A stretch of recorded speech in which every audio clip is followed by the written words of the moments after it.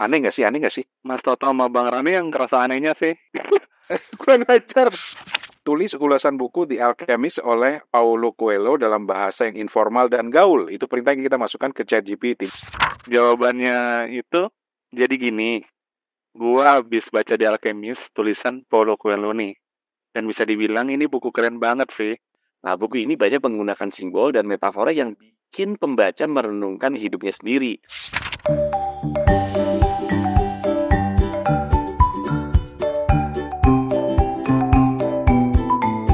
Halo teman-teman, selamat datang di podcast Kepo Buku, tempat kita membahas dunia buku dan segala isinya. Gue Toto dan kali ini bareng gue seperti biasa Steven dan Rani. Kita bakal bahas topik yang kekinian dan menarik nih, yaitu tentang buku-buku yang ditulis dengan teknologi AI atau Artificial Intelligence. Banyak buku yang sudah ditulis dengan teknologi AI ini loh, dan kita akan bahas tentang kelebihan dan kekurangan dari buku yang ditulis dengan AI ini. Apakah buku ini dapat dianggap setara dengan karya sastra manusia? Stay tune untuk episode Kepo Buku kali ini.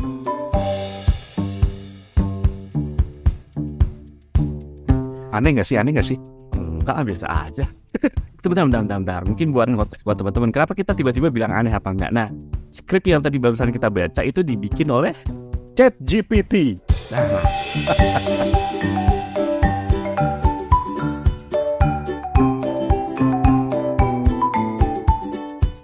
kita kan pengen kekinian ya Steven ya. Kayak bikin yuk. Gue sih jujur merasa aneh. Lu gimana, Fon? Di ininya Mas Toto sama Bang Rame yang kerasa anehnya sih.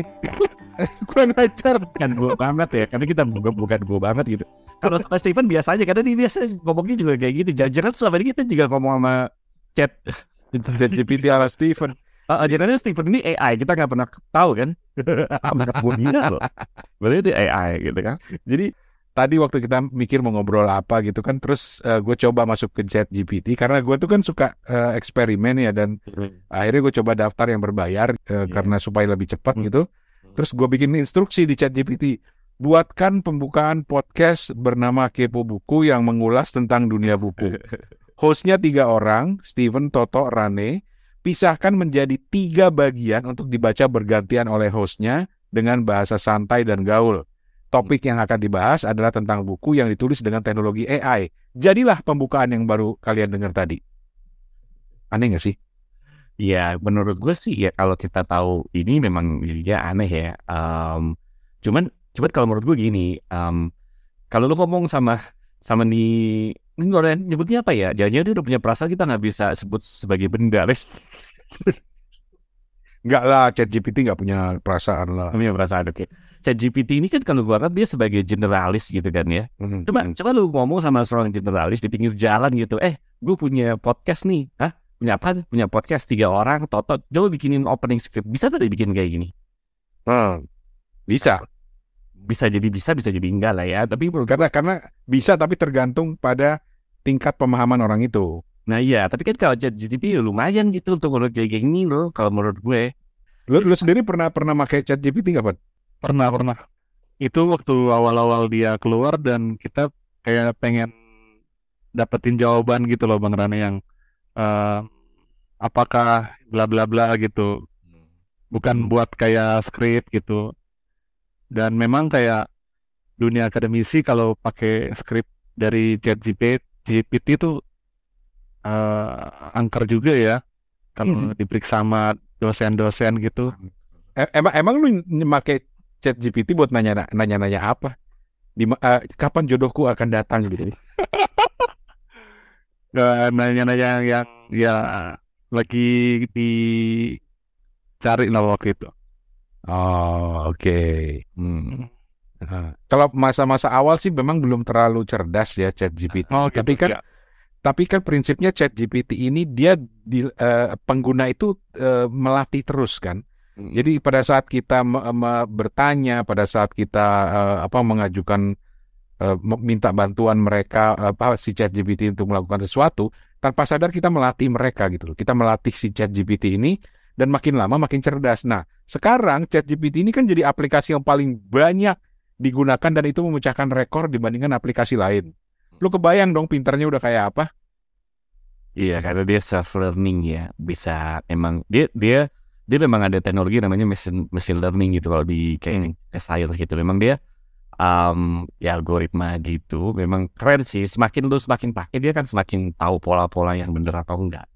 Oh gitu ya, itu pola pikir kita gimana ada tahu gitu ya. Dan kalau kita lihat di internet buat teman-teman yang mungkin teman-teman banyak juga yang udah recent di internet itu kan banyak ya kayak misalnya ChatGPT ini loh cara lo ngetrain ChatGPT khusus gitu. Ada orang yang apa namanya iklan itu apa namanya whiteboard copywriter tuh ada tuh skrip khusus untuk ChatGPT gitu.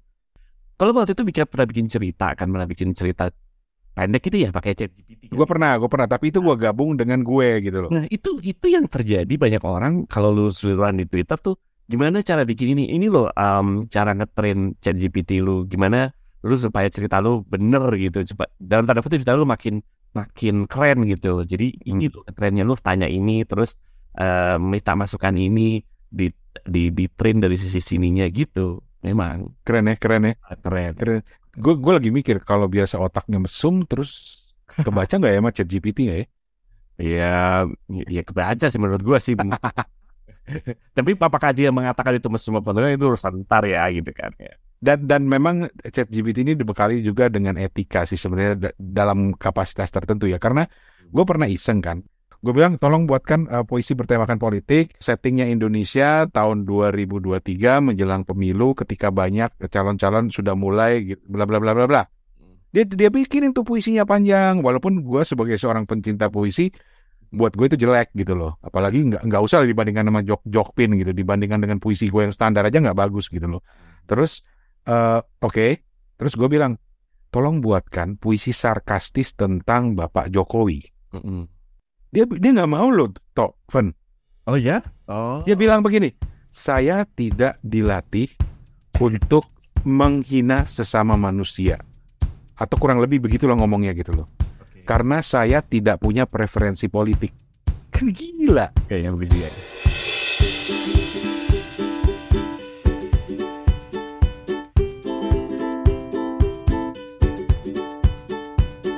Tapi anyway, kali ini kita mau cerita sebetulnya tentang bagaimana ChatGPT ini berpengaruh ke dunia buku, dunia yang sama-sama kita geluti, review buku segala macem gitu ya. Tapi supaya nggak aneh, gue dari tadi merasa aneh aja karena belum bertegur sapa. Tapi apa kabar toh, Van? Van, lu di Ambon gimana kabarnya, Van? Ya baik, sehat. Dan ketika kita nggak rekaman, aku menemukan dan membaca beberapa buku bagus yang mungkin nggak bisa tersaingi lah sama ChatGPT. Buatan AI. Iya gitu, buatan AI. Buku apa penasaran aja. Salah satunya sebutin. Salah satunya Pada Sebuah Kapal, NHD. Oh, pada sebuah kapal. Oke. Kan kita minta cerita juga, tapi gue denger ada yang baru kena COVID. Baru selesai gue kena COVID. Toh, kemana aja lo baru kena? Ya tahu nih, ada mana aja gitu orang pada kena sebelum gue kena. Lo belum pernah kena kan sebelumnya kan? Belum pernah. Makanya, terus gue belum pernah kena, terus orang udah ke laut gitu ya, COVID apaan sih, mungkin udah lupa. Pas gue giliran kena, jackpot. Aneh juga ya gue pikir.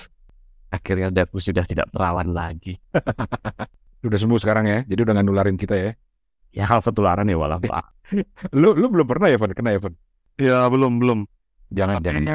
Tenggorokan tuh juga COVID juga nggak sih, Bang? Kadang-kadang mungkin lu nggak sadar kali, jangan karena mungkin kalau gini lah, kayak temen gue tuh pernah ya zamannya COVID gila gitu ya.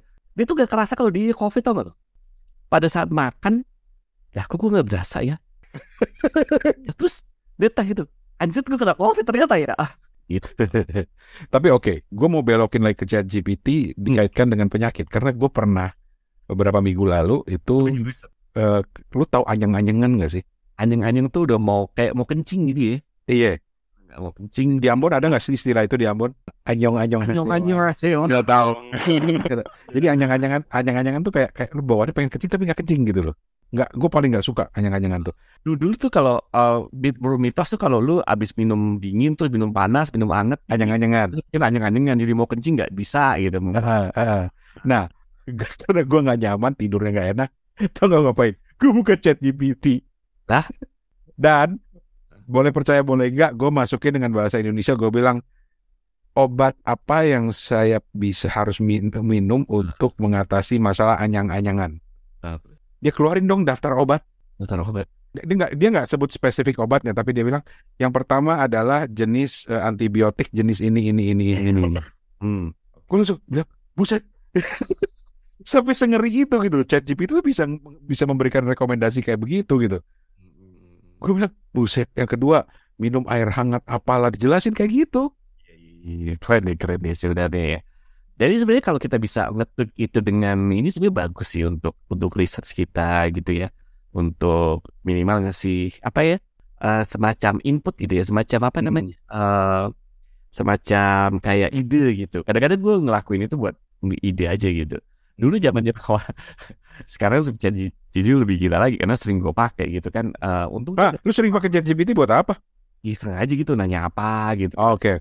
Terus kadang-kadang kalau gue lihat di Twitter buat orang tuh buat ngetrin ini pakai ini ya, gue cobain gitu, iseng aja sekedar untuk ini aja gitu. Nah, untuk GPT itu nggak pakai suara ya? Belum ya? Belum. Nah, coba deh Siri. Lebih gila lagi gue ajak ngobrol. Siri aja waktu dulu gue ajak ngobrol. Walaupun dia nggak bisa menjawab dengan benar ya. Iya, Siri nggak bisa jawab benar-benar. Cuma lu bayangin kalau dia punya suara kayak Siri, gitu ya. Terus dia jawabnya kayak ChatGPT. Kalau nggak gila, lu bisa ngobrol mulu tiap hari lu sama dia. Nah, ChatGPT ini bisa diajak ngobrol dengan benar gitu. Tapi oke, sebelum sampai kita lanjut, karena kita punya beberapa contoh bagaimana ChatGPT bisa dipakai buat nge-review buku. Lu kebayang nggak sih, Evan? Nanti kita bikin review buku tinggal nanya sama ChatGPT tanpa kita harus baca bukunya, ya nggak? Kalau mau iseng gitu kan? Atau misalnya nanti kita akan tunjukkan juga bahwa gue bahkan beli buku satu yang ditulis oleh ChatGPT, itu bagus banget menurut gue, buku anak. Terus juga nanti kita akan tunjukkan bagaimana sudah ada 200 lebih buku yang dibuat oleh ChatGPT atau teknologi artificial intelligence gitu. Tapi mungkin lebih adil karena Toto kan orang IT atau ya Van ya. Mungkin kita perlu nanya nih, atau mungkin teman-teman perlu dijelasin sebenarnya AI itu apa sih, ChatGPT itu apa sih, Tok? Apa ya? Karena kalau gue secara sederhana gue ngelihatnya seperti chatting aja gitu loh. Tapi kan kita nggak tahu ada apa di belakangnya gitu loh. Yang jelas kalau AI itu kan banyak banget nih.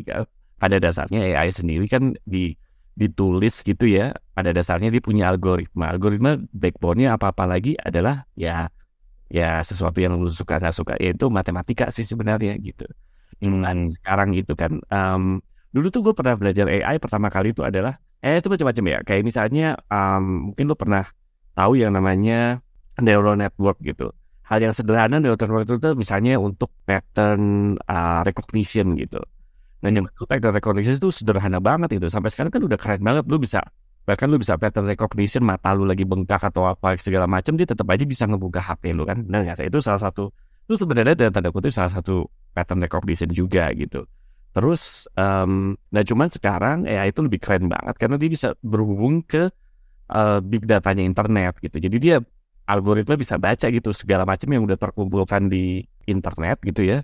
Dia bisa baca, bisa analisis kayak gitu-gitu. Pada dasarnya gini, kita punya model gitu ya AI itu. Kalau sederhananya, gue punya sekian data, outputnya seperti ini. Nah, ketika gue masukin itu, dia tuh ngetrain dirinya sendiri. Oh, kalau A itu outputnya pasti B, kalau B itu outputnya C, ini D gitu, segala macam. Nanti makanya semakin banyak kita masukin input dan warnanya semakin banyak, itu semakin lama-lama makin pintar sih sebenarnya. Sama aja kalau misalnya lu ngetrain AI untuk tahu chart harga saham gitu kan, sekarang udah ada tuh, udah lama nih. Iya, aja kayak gitu. Semakin banyak lu masukin dia kan semakin tahu gitu. Oh begini nih, kalau ini begini nih bakal turunnya gitu. Banyak orang yang trading dengan pattern recognition kayak gitu doang. Banyak. Oke. Aku penasaran dengan pandangan Mas Toto ya.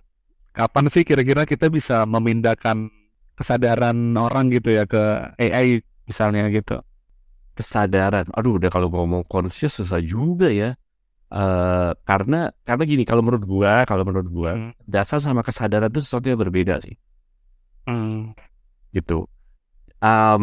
Gimana ya? Lu tahu sesuatu bukan berarti lu sadar kan gitu. Nah, kalau menurut gua, kalau kesadarannya merujuk pada kesadaran manusia, gua rasa sih AI merasa bahwa dirinya sadar tapi tidak seperti manusia sih. Kalau menurut gua, bener gak sih? Lu kalau ngomong kesadaran gitu kan akhirnya filosofis kan. Ya. bener kan, filosofis banget tuh. Iya. Itu yang membedakan, lu kenapa merasa bahwa beda dengan binatang gitu kan. Nah, karena lu merasa bahwa sebagai manusia punya kesadaran, ini binatang juga punya kesadaran dengan kesadaran diri sendiri. Tapi minimal gini, kalau menurut gue ya, dulu gue bilang, lu kenapa sih merasa bahwa lu tuh sadar gitu? Ya karena gue merasa bahwa cangkang tubuh gue itu tuh bukan gue gitu, kesadaran gue gitu.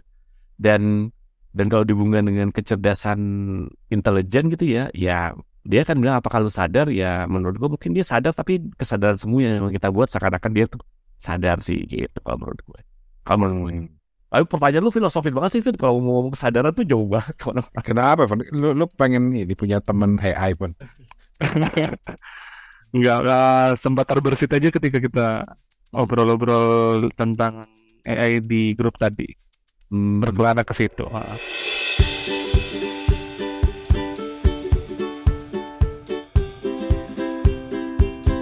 Oke. Tapi itu menariknya karena apa? Karena AI kayak ChatGPT itu kan, ChatGPT itu adalah salah satu ya dari aplikasi-aplikasi yang berbasis AI ya. Nah, yang menarik dari ChatGPT ini karena kita bisa memberi perintah dia sampai detail banget gitu loh. Kayak tadi openingnya gitu. Opening kepo buku kan kita harus sebutin. Ini ada hostnya 3 orang, di mana gitu. Mau dibahas apa? Nanti mereka yang mengolah tuh berdasarkan data basic yang kita berikan gitu. Nah, ini menarik karena ada 2 hal. Yang pertama, gue coba masukkan perintah ke ChatGPT untuk bikin review buku. Gitu kan, dan karena kita informal orangnya, ngomongnya santai gitu, nggak formal, akhirnya gue bilang tolong review buku. Waktu itu, ini gue kasih contoh ya, Stephen, lu masih ada nggak sih tadi yang chat kita, Van? Ada, tulis ulasan buku The Alchemist. Oke. Perintahnya kan gini, nanti lu baca ininya ya, tulis ulasan buku The Alchemist oleh Paulo Coelho dalam bahasa yang informal dan gaul. Itu perintah yang kita masukkan ke ChatGPT. Bayangin, teman-teman bayangin konteksnya kita lagi mau buka acara kepo buku gitu, kita mau bahas buku The Alchemist, terus kita nanya di di ChatGPT, terus isinya gimana, Van? Coba baca, Van. Dari awal ya Bang Rane ya. Ya.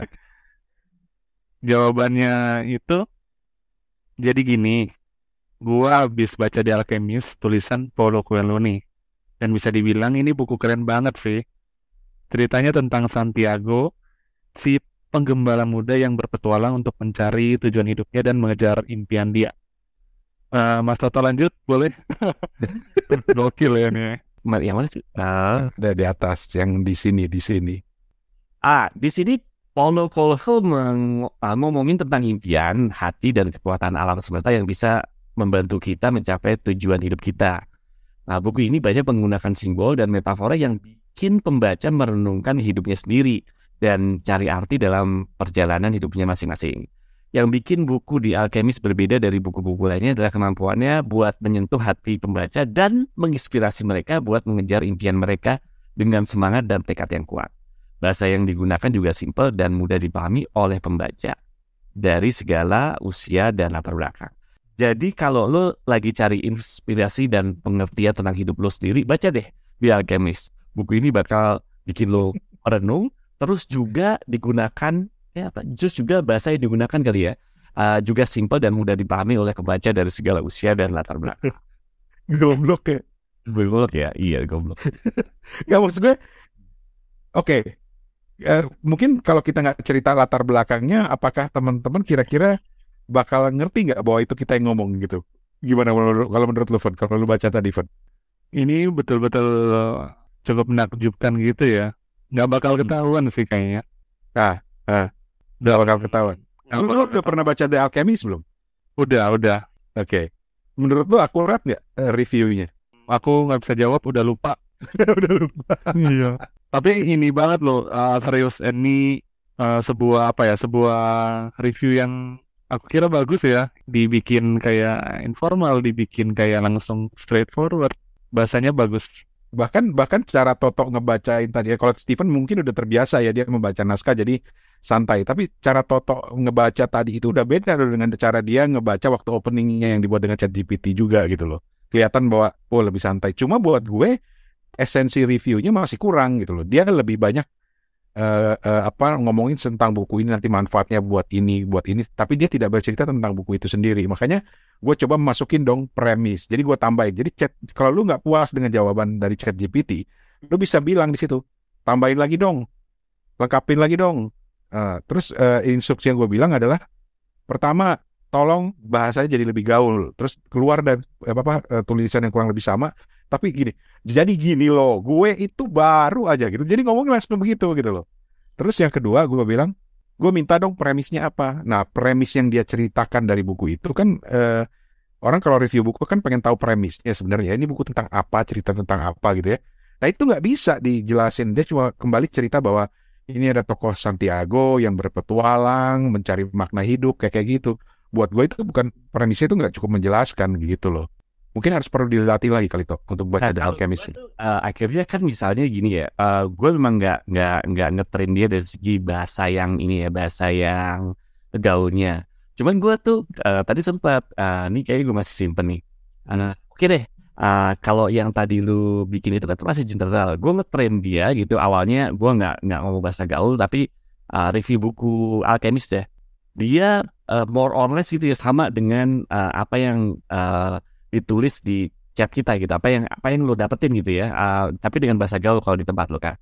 Nah akhirnya gue train lagi tuh, oke, kalau gitu gue tanya lagi dong, di Alchemist tapi tidak ada di buku-buku sejenis yang lain. Nah dia tuh ngeluarin lagi, oke, memang sepertinya kalau kata dia ya, karena bahasanya gue bahasa yang informal ya, jadi gue petikin aja nih. Menurut dia ada beberapa hal di Alchemist ini tapi tidak ada di buku-buku sejenis yang lain. Misalnya konsep personal legend.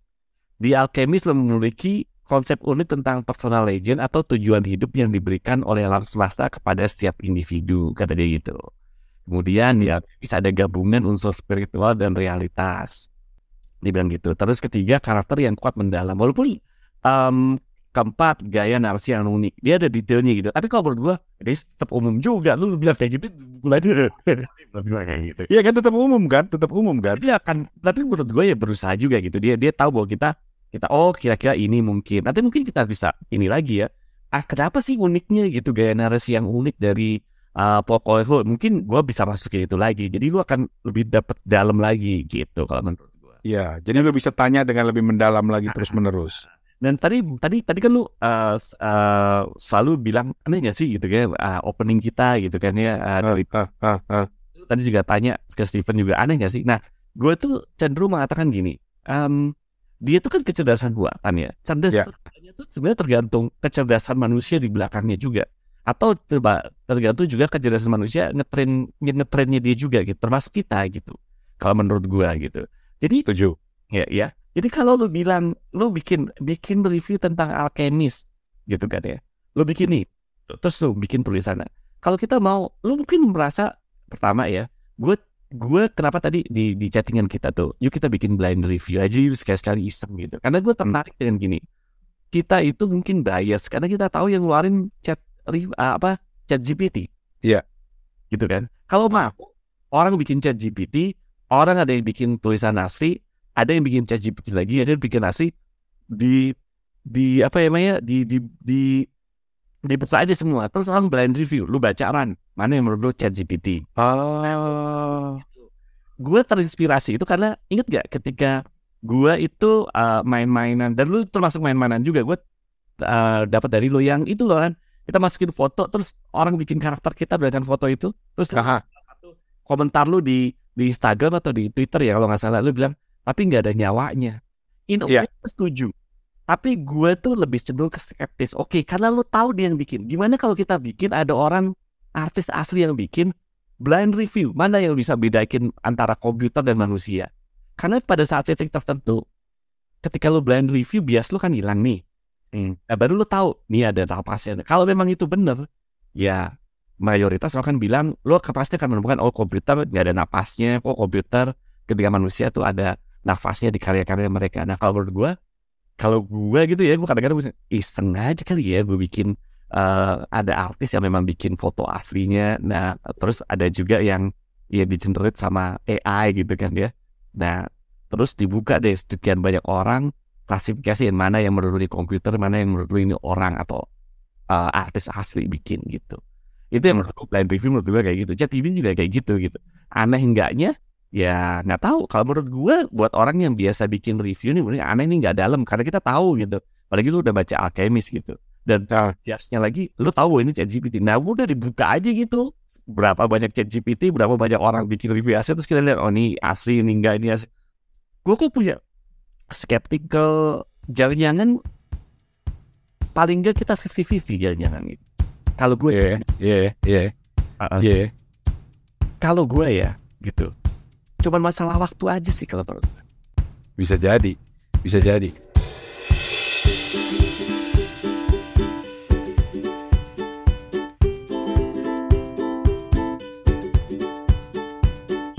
Nih, abis ini gue mau cerita. Gue baru aja beli buku di Amazon yang ditulis oleh ChatGPT. Ya elah, bukunya simpel banget. Cuma berapa halaman? Cuma 22 halaman gitu loh. Kebanyakan gambar. Tapi ntar gue ceritain itu nanti. Tapi gue mau balikin ke Steven dulu nih. Mungkin gak sih kalau misalnya tiba-tiba sebuah koran gitu lah ya, kita anggap sebuah koran A gitu, jadi dia gak perlu hire pengetahuan lagi. Jadi dia bilang ke ChatGPT bikin satu kolom gitu ya, bakalan ke disrupsi banget ya seorang tenaga, dalam hal ini jurnalis kali, in a way. Karena kan tadi Toto bilang sebenarnya ChatGPT itu kan kuncinya adalah kembali ke intelijensia orangnya juga, bukan intelijensia artifisialnya aja. Jadi misalnya gue bilang, tolong buatkan saya review buku Paulo Coelho yang berjudul The Alchemist, titik.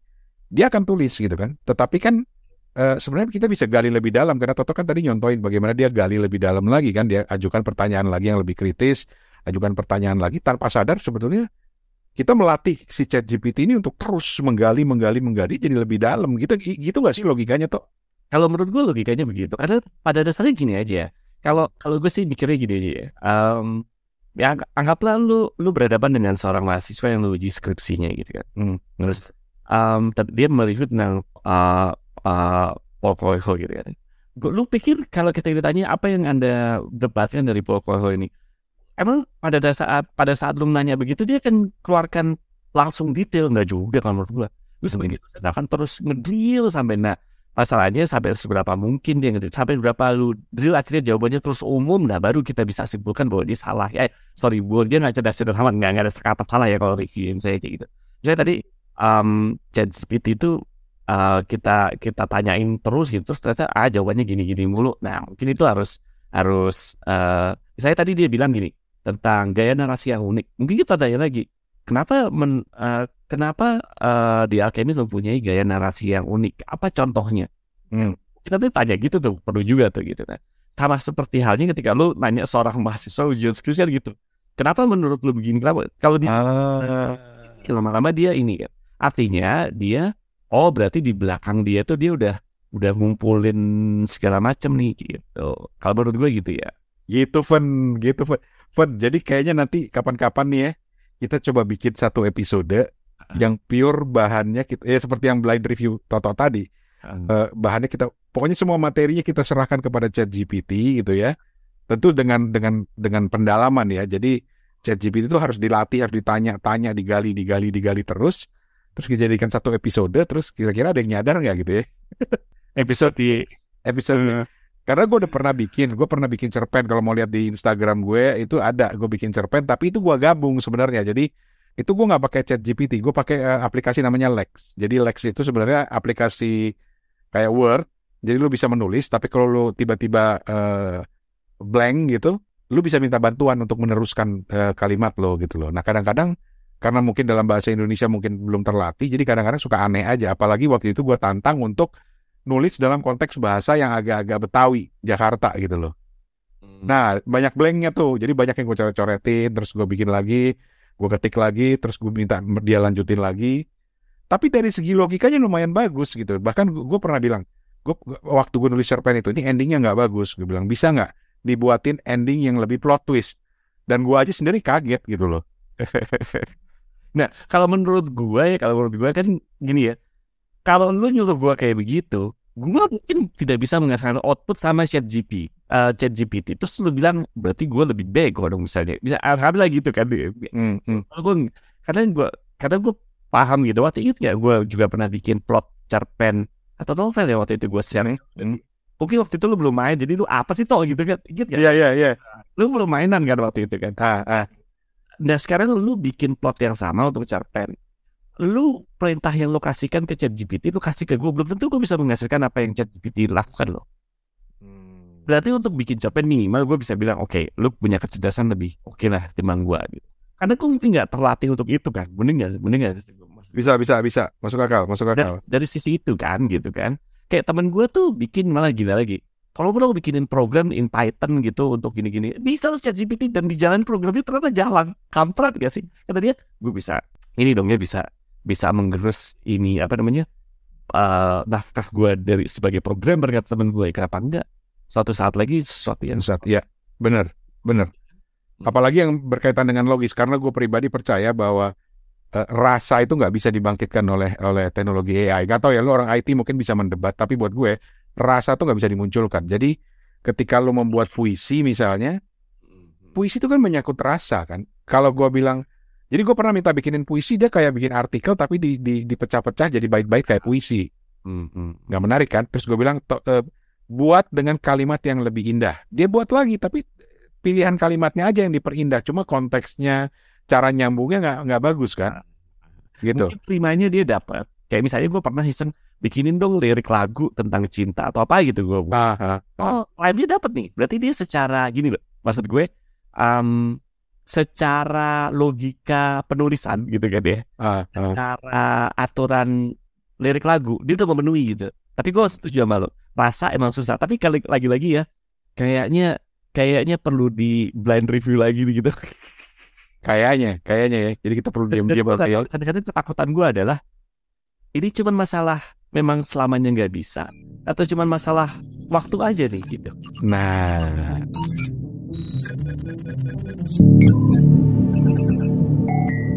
halo teman-teman, permisi. Maaf kami potong dulu sampai di sini. Ini 3 orang kayaknya takut banget kalau teknologi artificial intelligence akan mengambil alih dunia. Padahal biasa aja kali, kayaknya Toto sama teman-temannya kebanyakan nonton film fiksi ilmiah. Hahaha, betul. Teman-teman Kepo Buku, episode tentang teknologi artificial intelligence ini masih lanjut di bagian kedua. Mereka akan review buku yang ditulis dengan kecerdasan buatan dan ternyata laris banget di Amazon. Dan di episode kedua nanti akan terungkap juga kalau Kepo Buku nggak ngetop amat di kalangan kami para robot berteknologi artificial intelligence. Hahaha, kasian deh. Ya udah ya, sampai ketemu di Kepo Buku episode berikutnya. Permisi.